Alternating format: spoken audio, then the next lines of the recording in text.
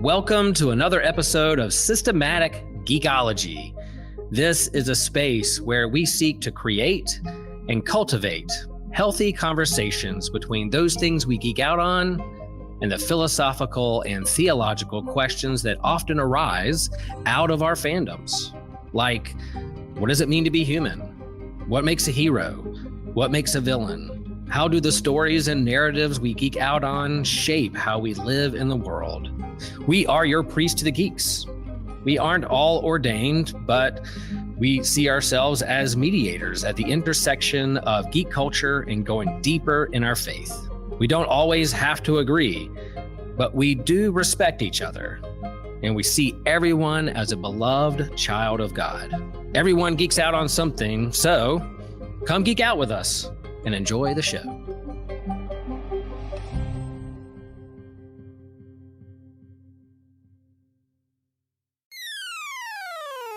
You're listening to an Anazao Ministries podcast.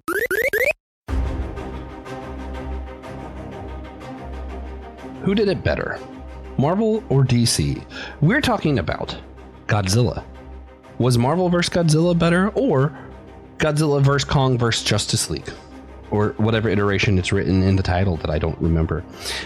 Guys, we are excited to talk about this. We're comparing the 2023 Justice League vs. Godzilla vs. Kong to the 2025 Godzilla vs. the Marvel Universe.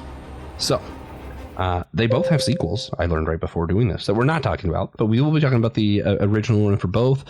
Justice League was Brian Busaletto, Christian Duce, Louis Guerrero, others. This is why I don't list the creators, Will. I can't pronounce them right. I feel like it's more respectful to just not. Marvel's had Ryan North, Joe Kelly, Jason Aaron, a bunch of other people working on the Marvel vs. Godzilla miniseries. I am Joshua Noel. I have bad opinions, and I'm here with the one only TJ, whose opinions are correct. You might think that opinions can't be right or wrong, but you haven't heard TJ's yet. Mm-hmm. Thank you. Yeah. So, with that, we are excited to get in this, but first we're going to talk about what we've been geeking out on recently. I've been geeking out on Fallout a little bit. We had the Fallout house at Halloween Horror Nights. Had fun with that. Rewatched a little bit of the show. Was it good? Downloaded a Fallout game. I haven't started it yet, but... Which one? Vegas. Good. That's what you and Christian told me to do. So I downloaded it. I was like, yeah, I'll play this. And I was like, oh, wait a minute. I'm in the middle of Kingdom Hearts.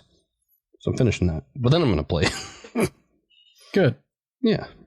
Yeah, what about you? What you been geeking out on? I guess Demon Slayer. Yeah. I'm back on Demon Slayer. You're not sure? Yeah. But, well, I wasn't going to... I read like 70 chapters of it again. Just because I went to see the movie. Sounds like a lot. I'm probably going to go see the movie a second time. Oh, was it good? It's really good. It's great. Nice. It is really, really good. Yeah. My problem with anime, it's just One Piece. Every time I go to try to watch something else, I pull up Crunchyroll. You're a Crunchyroll. And the first thing is One Piece. I'm like, well, I guess I'll finish. Finish that. Watch some more of that. Yeah. It's like, I have other stuff that I was coming on here to watch, but once that's up, it's like, well, I'll just click that. Yeah. It's a good show. Anyway, so with that, guys, if you're on a laptop, consider rating, reviewing our show on Podchaser or GoodPod. It helps our show gain recognition, and stuff like, Google and stuff will prioritize that. So when people look for things we talk about, it might show up, and that'll help our show a lot. It's free, easy, doesn't take that long. If you're on your phone, you can consider rating, reviewing, or commenting on our show on Apple Podcasts or Spotify. It's going to help prioritize our show in those apps' algorithms to where most people listen to podcasts. So it helps a whole lot. It's free, takes a couple seconds. So we thank you guys so much in advance for your support doing that. It really does mean a lot to TJ, myself, and the other 13 hosts. Also, I want to thank our sponsors on Patreon. Today we're going to do a shout out for Justin Vaughn. Justin, you rock. We love you. And remember, guys, if you want your own shout out, you want to be like Justin Vaughn, you can support our show for $3 a month or more on Patreon. So maybe consider it, because Justin's cool, and you should want to be cool too. Yeah, everyone should just want to be like Justin. That's just accurate, though. Yeah. And with that, we're going to jump right into this conversation. TJ, I don't know if you're familiar with Godzilla at all, but what's your history with these IPs here? So I actually created Godzilla 80 years ago. That makes sense. Oh, yeah. I thought it was like when like Earth began, you were like, they'll need this. Yeah. Yeah. But, you know, I've talked about it, I think 2 or 3 times on the show before now. Pretty much my whole life. Cousin's house, Godzilla movie. Godzilla's just been around. There's never been a time where there wasn't Godzilla to watch. Even American Godzilla, because I was like 4 when that happened, when Zilla came out. And I like Zilla. Yeah. I've liked almost... Actually, I think everything I've seen Godzilla in, I've enjoyed. Yeah. If for nothing else, then, you know, big monsters are cool. Big monsters are awesome. Yeah. Yeah. I mean, that part of being a young child, just I don't feel like you actually grow out of. It's just always cool to see a big monster with nuclear breath. Yeah. Awesome, and sometimes very meaningful, but mostly awesome. Yeah. Yeah. The meaningful parts you care about as you get older. The other parts you always like. You're like a child and there's like some nuanced political stuff and you're like, when's the monster coming? And then the monster shows up and you're like, yeah, this is great. Yeah. That other hour of stuff, I don't know what happened, but it was worth it. Yeah, it was worth it. It's always worth it. Oh, yeah. So, yeah, I mean, my history's pretty much the same. Godzilla. Marvel, DC, I think pretty much the same. You know, I grew up in Florida, so we had Marvel and Islands of Adventure since I was a child. DC, you know, watched the animated Batman growing up. Superman. Just kind of always been around.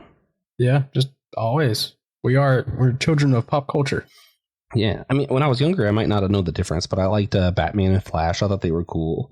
Then once I started reading comics, I was like, I think I prefer Marvel. I like their stories a little bit better, and I still haven't really diverged from that. I'm still more of a Marvel guy, but I've come to not like feel like I need to pit the two against each other. Like I can appreciate both. I just know which one I typically prefer. Mm-hmm. Mm-hmm. I think I'm the opposite. I think I do prefer DC just because I like the Flash and Green Lantern more than any Marvel hero. That's fair. Yeah, well, I mean, it's just a different kind of storytelling. I feel like TJ does a lot of reading, so it's probably easier for you to keep up with like Green Lantern's like vast universe, and I'm like, I like simple, streamlined, ground level stories. I don't have to remember too much what's going on in the universe. Captain America, I usually can tell what's going on pretty easily. Same thing, yeah, Spider-Man. I get that. Yeah, but yeah, I mean. And there's no, either way, it's cool. This year, our theme for Systematic Ecology in 2025 is finding the good. So we do like a series of like verses where we're like, oh, werewolves versus vampires, but we're really trying to find the good in both sides. This is not part of that series, but since we're comparing the two, I feel like it's worth mentioning. You know, we're going to do that a little bit. We're going to try to find the good in both the Marvel and DC's take on Godzilla because it's cool. Yeah, so TJ, could you summarize the Justice League versus Godzilla versus Kong storyline that we're talking about today? Yeah, so basically what happens is Godzilla shows up and Superman's trying to take a vacation. He's trying to propose to Lois Lane, take a vacation, right? And then Godzilla shows up and just obviously he can't just let that happen. And there are other Titans that show up before. I think Scylla shows up and he has to go deal with Scylla while he's trying to propose on top of the Daily Planet. And then Godzilla shows up and just puts hands on him. He just destroys him. Here and there, some other things happen. Pretty much, it says Justice League. That's what they called it. Everybody's involved. Absolutely everybody. Justice League, of course, is trying to cover for Superman, struggling with how much he actually does on a daily basis. And they can't keep up with that, period. And then also the Legendary Universe, Kaiju, start coming over. And we find out Lex Luthor is behind it. And it's just a good old Justice. Yeah. Yeah. Yeah, I forget exactly which villain did it, but somebody did like a mess up. So it was like Luthor in the bad guy group. Yeah. Yeah, they found like some of the articles and stuff from like Superman's lair, and then Toymaster opened up a dimensional portal thing. I think my favorite part of the story really is Lex deciding, I know the solution. Lex Core Mecha Godzilla. Yep, that was awesome. Lex Core Mecha Godzilla. Easily my favorite. It rocks. It does rock. It really does. Yeah. Yeah. And I think the thing that was like the biggest shocker for me wasn't like, to me, I kind of saw Superman getting defeated. Saw that coming because like nuclear breath. I was like, it's probably close to like the sun thing. He'll get overcharged, whatever. It really threw me that they just straight up narked Guy Gardner. You're like, yep, he's dead. Yeah, that one was sure, man. Whatever.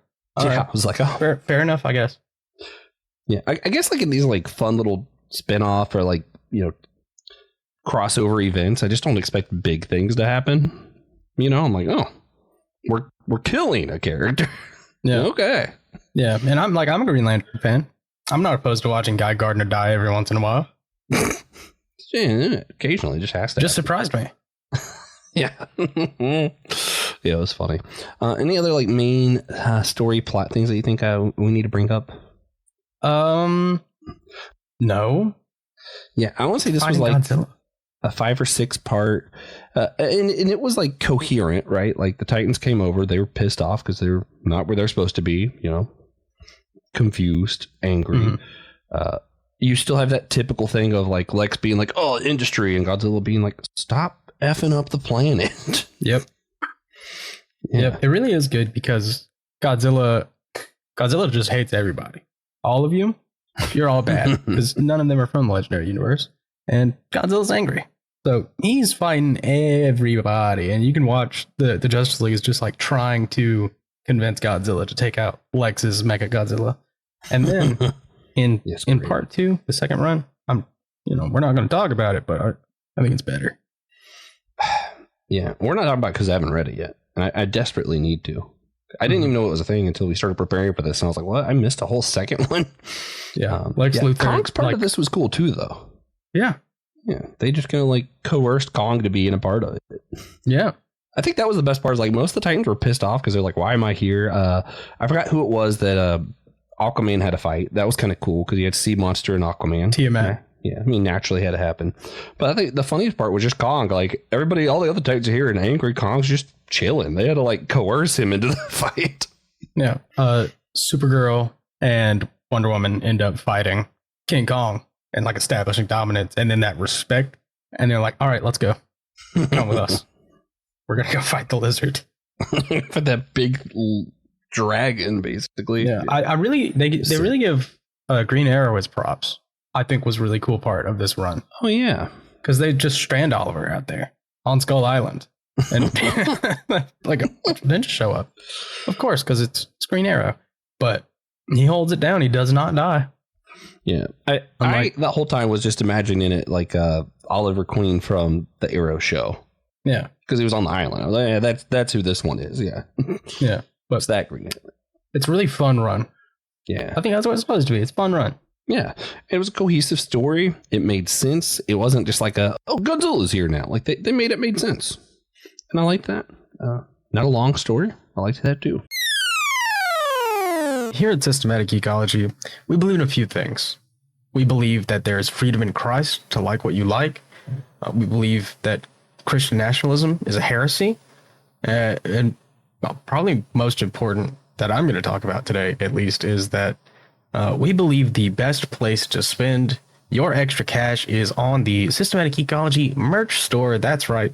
This is a shameless shill for our own products. We go through Creator Spring, and we have a few great products on there. Me personally, I'm a big like black shirt kind of guy, muted colors.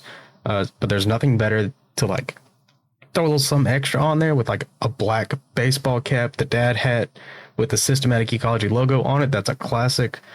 I just really think if you got a couple, $30 extra, that's for us. All right. Is that King Shark?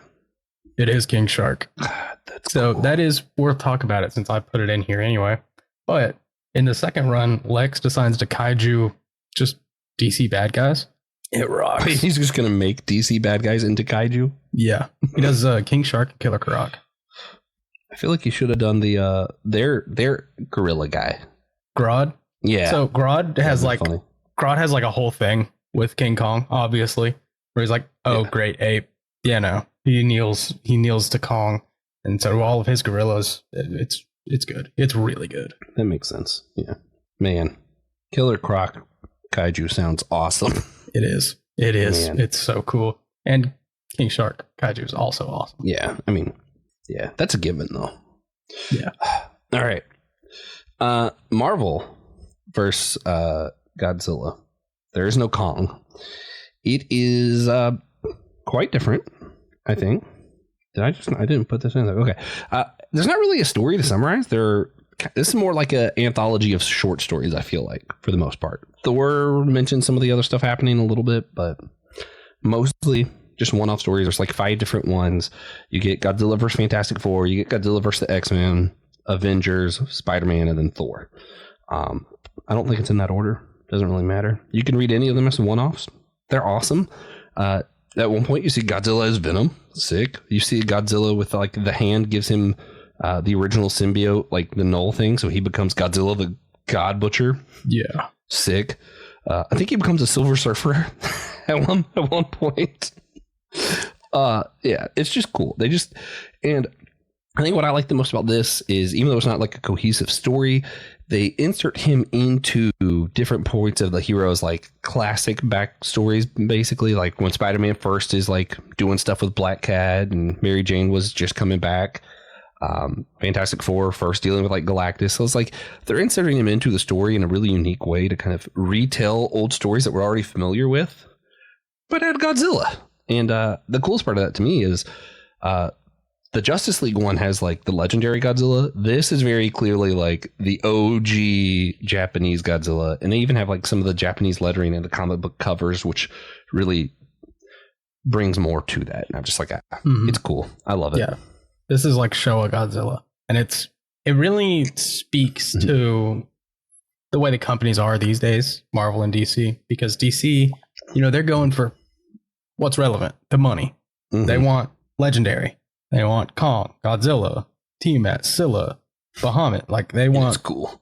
They want all the Monarch Kaiju in there, and they get most of them. They get Methuselah, Scylla, Tiamat. They do. And then Marvel's like, well, we're gonna play into the history. Yeah. We have like 100 years of comic book history to lean back on. Godzilla has like 100 years of Kaiju history to lean back on. Let's do it. It's sick. And that's part of like the problem of like comparing these is it really is like an anthology of short stories or this comprehensive story. It's technically a different character when you think of that version of Godzilla and King Kong and all them. So it's like, it seems like it would be natural to compare them because it's like, oh, Godzilla stories, but like they're very different things, really.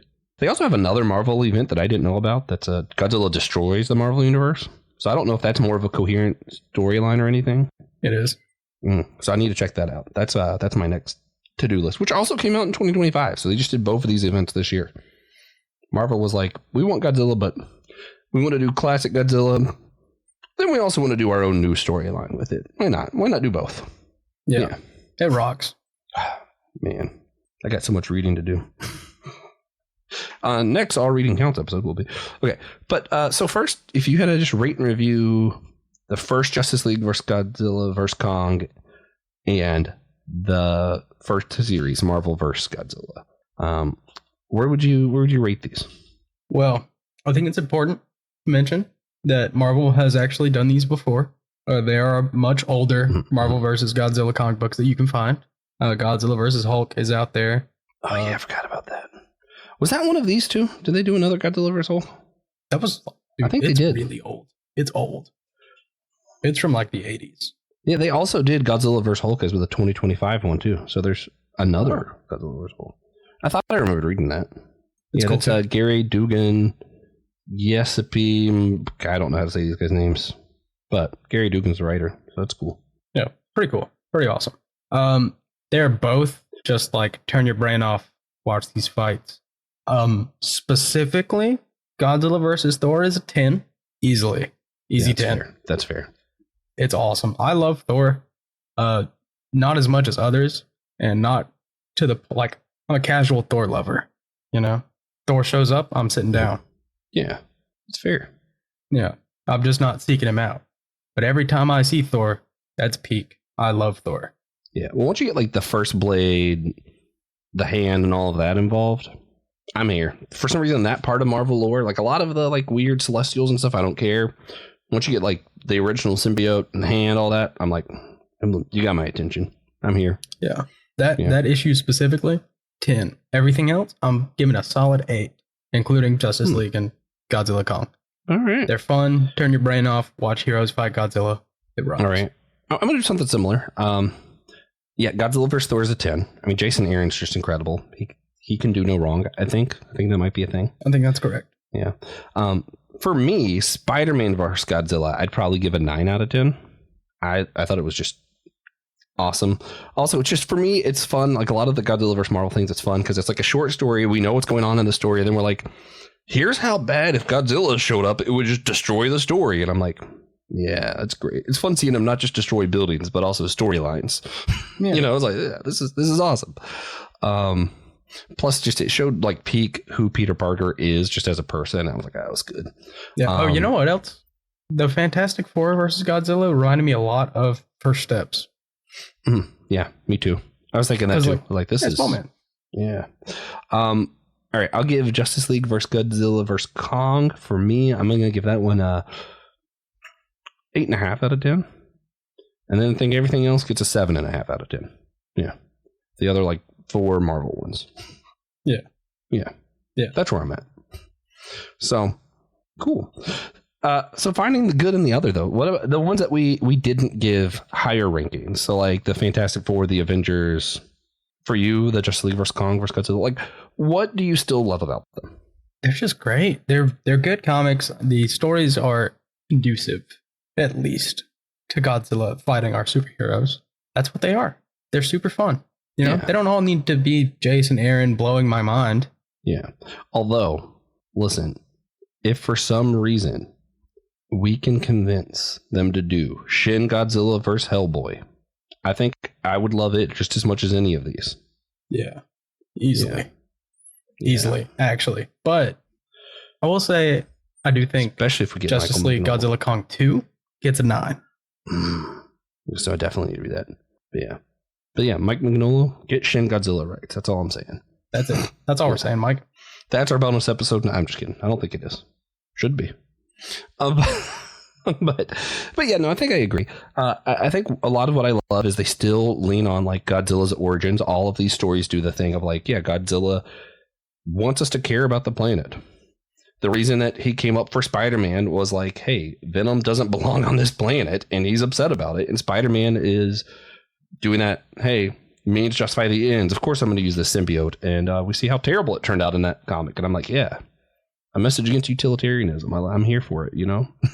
You see the industrial stuff against Luke, and Luke likes Luthor. And I'm like, yeah, this is what Godzilla was meant for. They use him as a plot device, but this is how he was meant to be used. So I'm like, yeah, I love it. Although I do think he was a little bit more than a plot device in Jason Aaron's story, but that's because it's Jason Aaron. And it rocks. Yeah, it's so good. It's so good. Every once in a while, Jason Aaron's just like, what can I do to make Thor more powerful? Yeah. What counts as a storm? God. Oh, so funny. Hello there, listener. This is Evan Garcia, and I just wanted to jump in here to remind you and to let you know of our Facebook groups and our Discord server. These are great communities where you can post and share memes and talk with the hosts, and we have votes and some polls for future episode topics and fun interactions with our hosts. So just wanted to remind you that we are focused on community with you listeners, and we love each and every one of you guys listening. Thank you guys.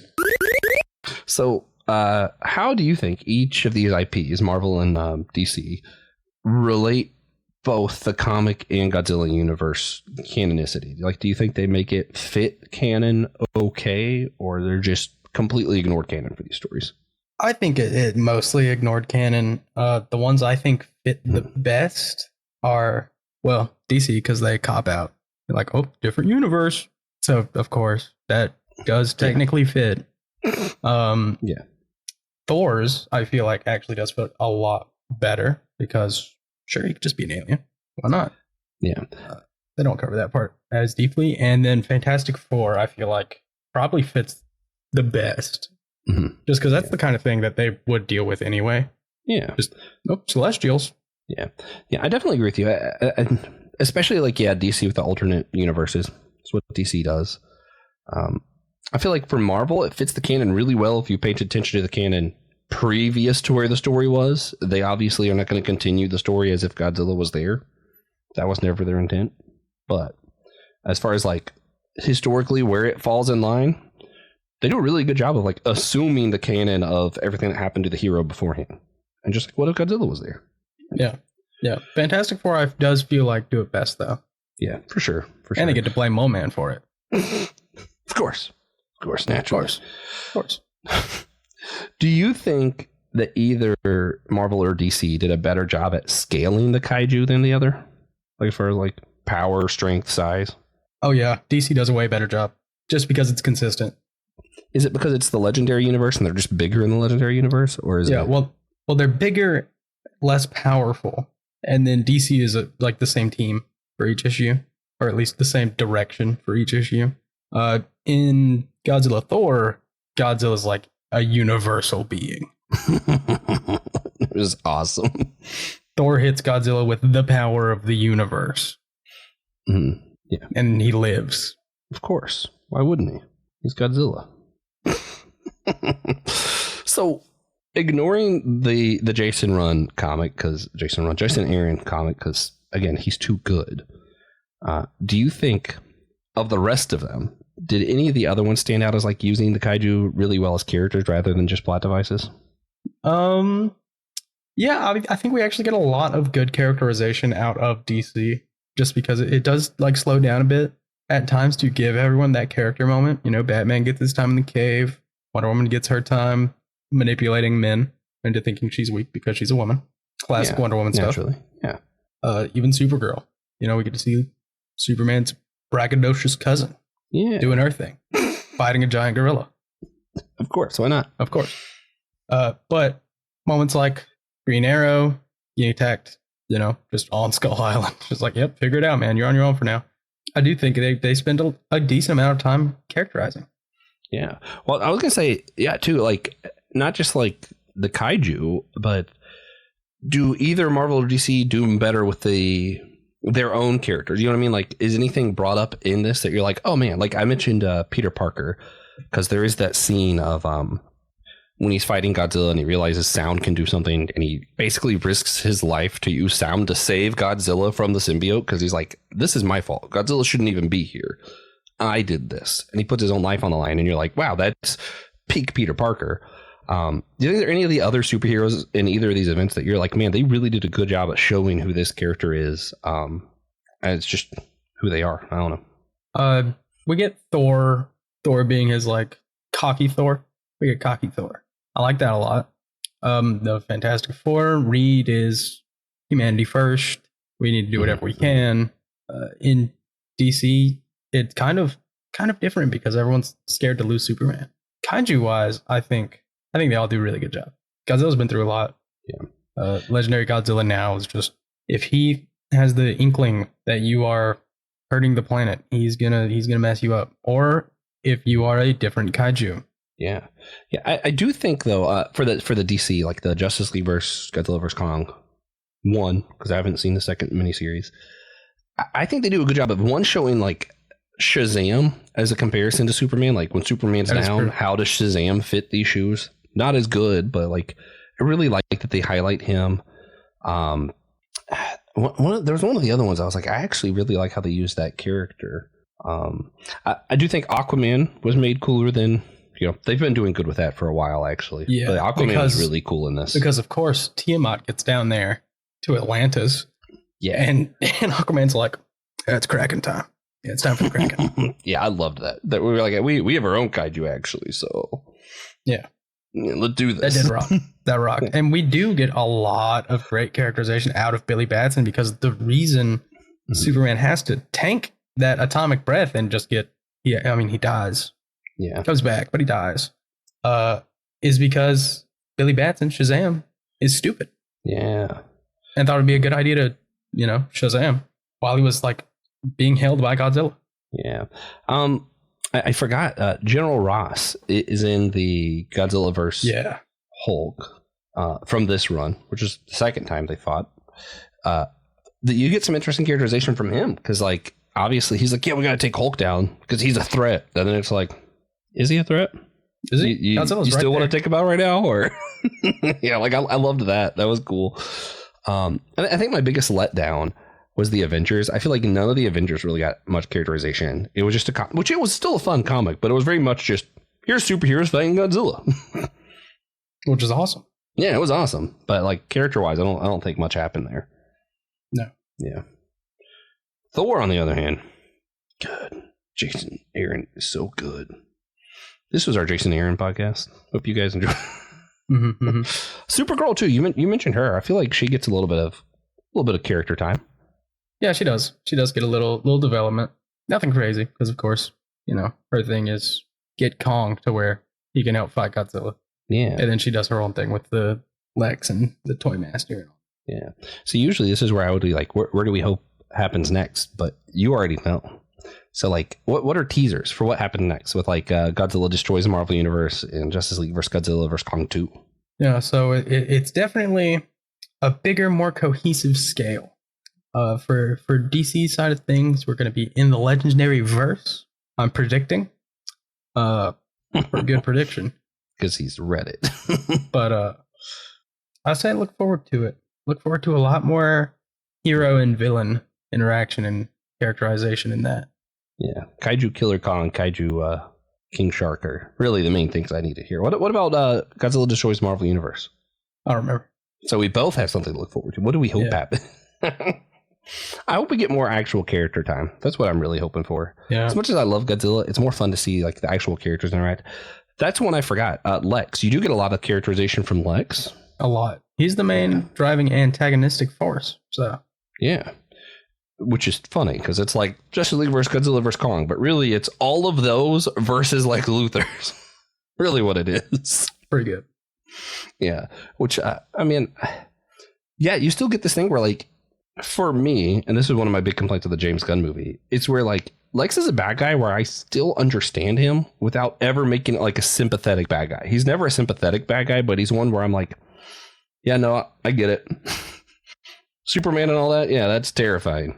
I agree. Man, Godzilla, force of nature. I'm with him, man. Like, yeah, okay, I get it. Let's make Mecha Godzilla. Let's do something that we can control. Like the desire for control, I understand. The desire to have your own safety and future in your own hands. It's relatable. He's still just straight up a bad guy, so it's not like sympathy, but it's like, at least I get it. Yeah. Yeah. I am also, if I was bald, I would do the same thing. Yeah. Of course, yeah. But that was my problem with the James Gunn movie. It was like, oh, he was just jealous. And I'm like, yeah, that I just don't get. I get Superman being terrifying and wanting to do something about it and feel like you have your own destiny in your hands. I get. Just being jealous, that's just dumb. It's a dumb motivation. It bothers me a lot, actually. But anyway, I digress. As far as like things go, though, is there anything like we can learn from this? Like a lot of times when we watch Godzilla movies, we're like, oh, here's this thing we're doing in our planet and we should learn to be better. A lot of times with our superheroes, we're like, here's something we want to aspire to, or a villain we want to not be like. Is there anything here that we're like, man, I want to be like Godzilla and have nuclear breath? That's my main takeaway. Yeah. Yeah, it's pretty much, hey, don't turn your sentient crocodile friends into giant monsters. Yeah. Yeah. I mean, if you get too important at your job, it's going to be really hard to take time off. That's what we learn from Superman. True. No, I mean, in all seriousness, like I do think it's one of those where like learning to be open with people about what you're doing and having a backup plan is actually probably pretty important. Not like Superman. I think if he relied on his friends better, it might not have been as terrible when he got defeated. They would already know what he does and be able to try to do something, but most of them had no idea how much he was even taking on. This might speak to me a little bit. I'm not sure how much our own podcast people know how much I do for the podcast. Too much. It's true.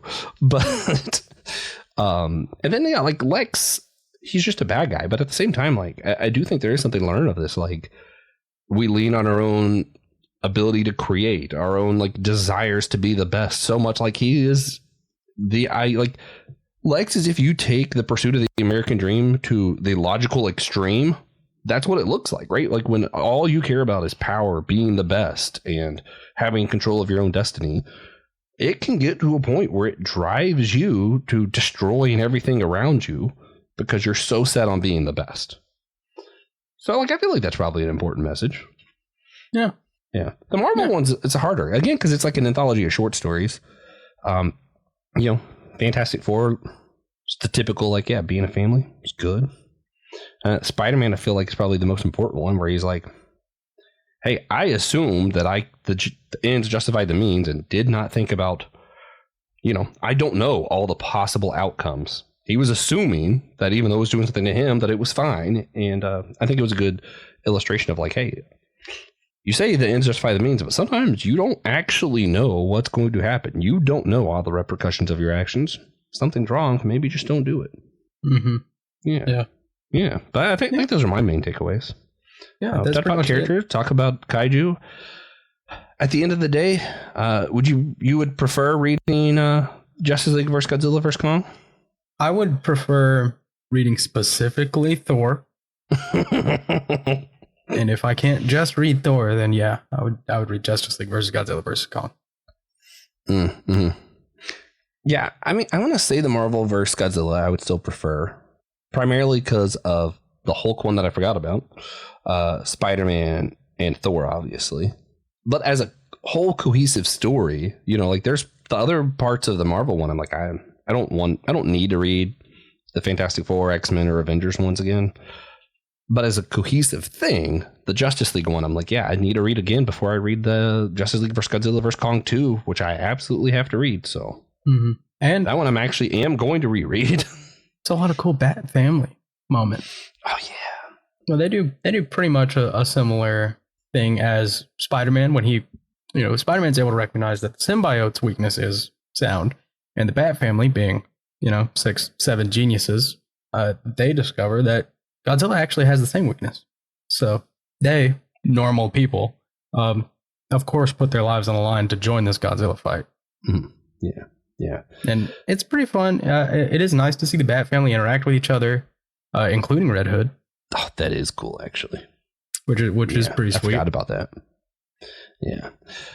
Yeah, I did think of one other thing that I liked about both of these stories before we wrap up, too. Even though Justice League was like the legendary Godzilla things and they're just kind of like continuing Justice League story, it was very much felt like old school kind of comic book storytelling, right? Of like, there's good guys and bad guys. Like, there wasn't like, they weren't trying to nuance Lex in them. Lex just straight up had like the League of Villainry or whatever it's called. Yeah. And I don't know, something about that old school feel to both was, I don't know, refreshing. I enjoyed it. Yeah, they dropped the pretense. Yeah. I think sometimes comic books try too hard to be serious. You could still be something that's meant for all ages and that adults can enjoy without like pretending to be something you're not. And I'm glad that they don't do that. Yeah. All right. Well then, I guess we'll start wrapping up. A little bit of a shorter episode, but sometimes that happens. Sometimes it happens. We unfortunately didn't have the budget to just show Godzilla destroying things on screen for a while. Or else this would be a much longer episode. Yeah. We're going to go ahead and start wrapping this one up. Of course, we're going to do recommendations. TJ, what recommendations do you have for me and our listeners? Justice League versus Godzilla versus Kong 2. It's really good. Alternatively, Absolute Martian Manhunter. Phenomenal. I forgot about that. I have it on. I think I downloaded it and just did not. Absolutely phenomenal so far. Yeah. I'm trying to remember. There was a King Shark comic that I really liked. Here it is. It was a 2021 run. It's just King Shark. It was awesome. I think it was part of like a Suicide Squad series, but it was just King Shark. Suicide Squad, King Shark, issues 1 through 6. So it was only 6 issues.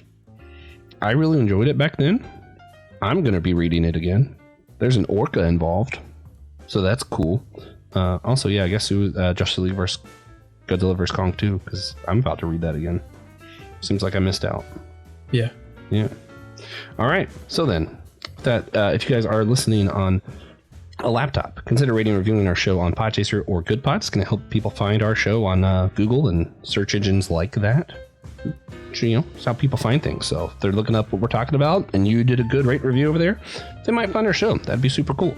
If you're on your phone, consider rating, reviewing, or commenting on our show on Apple Podcasts or Spotify. It's going to help prioritize our show in those apps, which are where most people listen to podcasts. So it does help a lot, and we really appreciate it. We also really appreciate people who do spend a little bit of money to support us. The other ways are free, quick, easy. If you want to do the rate and review, you want to do quick, easy, and not free, you could support our show like Justin Vaughn. Sponsor our show on Patreon for $3 a month or more, and you can get your own shout out, and you can be cool like Justin, which not a lot of people are. So be cool, maybe rate and review the show. We'd appreciate it.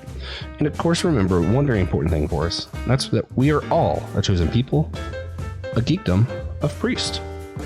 Until next time.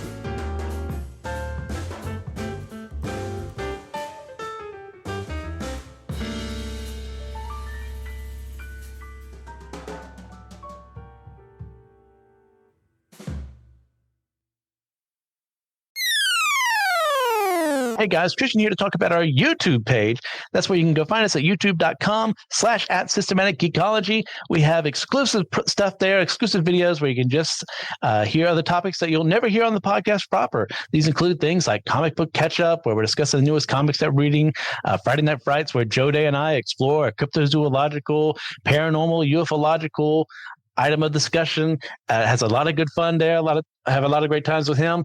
We have spontaneous YouTube shorts that we decided to do. A topic we wanted to discuss. They're in a very short form. We do them there as well. You can interact with us live as we're recording like a What's New episode or something like that. You have something you want to chime in? Well, how can you do it unless you head over to youtube.com/@systematicgeekology. All right, guys. See ya. Hi, friends. It's Laura here, and I just wanted to say thank you for listening to our show. Systematic Geekology is a part of a larger podcast network called the Anazal Podcast Network. Dummy for Theology is Joshua Noel's show discussing different theological topics from various perspectives and attempting to give people more questions than answers. My Seminary Life is Brandon Knight's show. It started as him going through what he was learning in seminary, and after he graduated, he's been doing independent studies and has a lot of fun series like on hermeneutics, Bonhoeffer Summer, and worship. And then Friday Night Frights is a monthly show with Christian Ashley and Joe Day. They have a vote on the Systematic Geekology Facebook group to choose a topic each month and discuss everything from cryptos to ghosts to aliens to serial killers and more.